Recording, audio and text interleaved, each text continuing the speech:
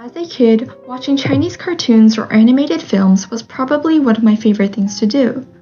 From the Chinese animated film Snow Kid about a snowman who completely melted to save a bunny friend from a fire, to the funny animated television series Boonie Bears about two bears who attack a lumberjack every time he tries to cut down trees.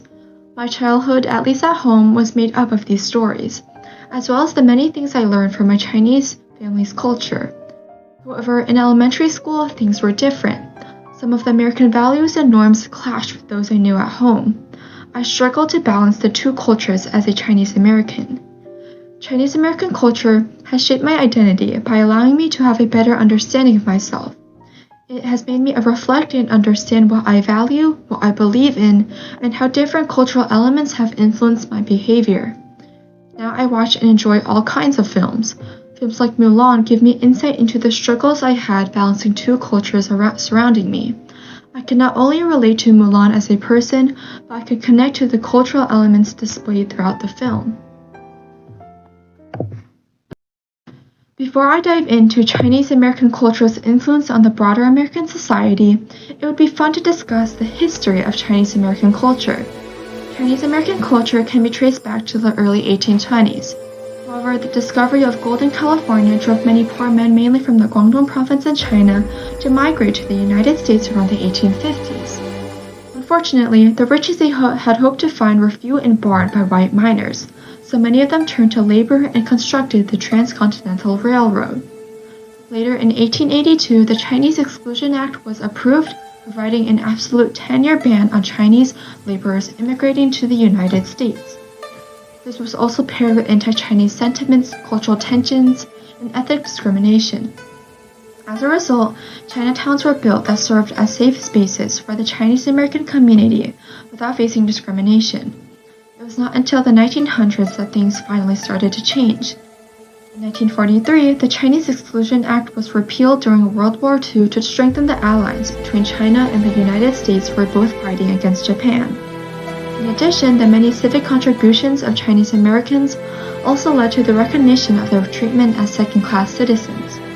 Later on, the number of Chinese immigrants in the United States grew even more rapidly, tripling from 1980 to 2000 and doubling from 2000 to 2023.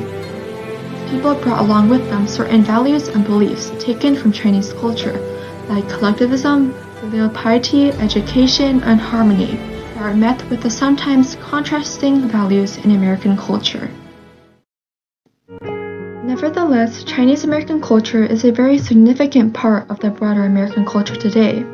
From social media, food, to games, Chinese culture has integrated itself into the broader American society. One prominent example of this can be seen on TikTok with a traditional Chinese snack called tanghulu. The tanghulu snack consists of skewered fruits, originally with hawthorns covered with sugary syrup. This snack became popular on TikTok when people began sharing videos of themselves making the snack at home. The mesmerizing process of dipping the skewered fruits into boiling sugar syrup, followed by the satisfying crackle as the syrup hardens, quickly captured the attention of viewers. The traditional ingredients making tanghulu is a little different from what is showcased on TikTok, however.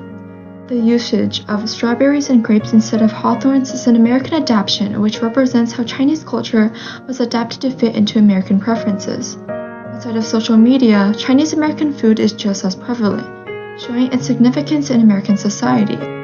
Take for example chow mein. Chow mein is a dish consisting of stir-fried noodles along with vegetables and meat, a dish you can see at Panda Express. However, my parents have always pronounced it as chow mein instead. Chow mein has also changed throughout the years. In fact, Americanized chow mein was dry fried first because Americans preferred fried foods, and noodles were cut to be only 1 inch long, which is more suitable for forks than for chopsticks. Regardless, there were more Chinese restaurants in America than all of McDonald's, KFC's, Pizza Hut's, Taco Bell's, and Wendy's combined in 2016. The American gaming industry has also been influenced by Chinese culture. Genshin Impact, for example, is a 2020 action role-playing game set in a world called Teyvat and produced by the Chinese company MiHoYo. In 2021, U.S. consumer spending in mobile action games rose 69%, and believed to be largely due to the game itself. Additionally, with its immersive world, unique combat system, and captivating characters, Genshin Impact Overview has set a new standard for action-adventure games in the US and the world. Genshin Impact's influence on American culture and society is also noticeable on America-based social media platforms like X. Specifically, throughout 2022, the game garnered 12,571 tweets and nearly 4 million retweets, making it the most discussed game on Twitter.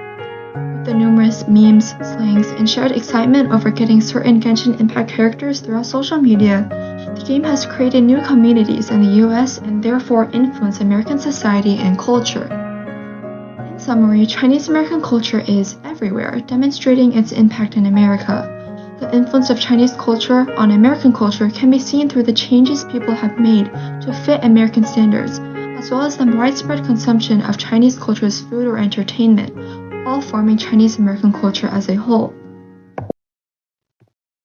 Through researching Chinese American culture and analyzing the Disney movie Mulan, I've been able to make many personal connections I did not notice before. Growing up in a Chinese American household, I've been told the importance of hard work when reaching my goals, along with the absolute necessity of education and going to college. The emphasis on hard work and perseverance is shown through Mulan. In Mulan, Captain Shang Li, Mulan's love interest who trained the soldiers at a training camp, told everyone to climb a wooden pole and grab an arrow stuck on it.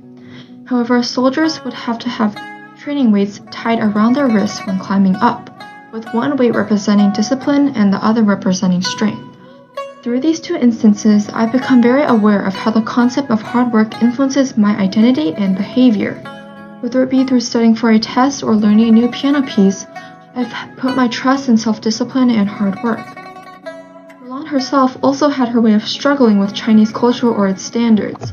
She was noticeably uneasy preparing for the matchmaker's test on if she was fit to be a wife.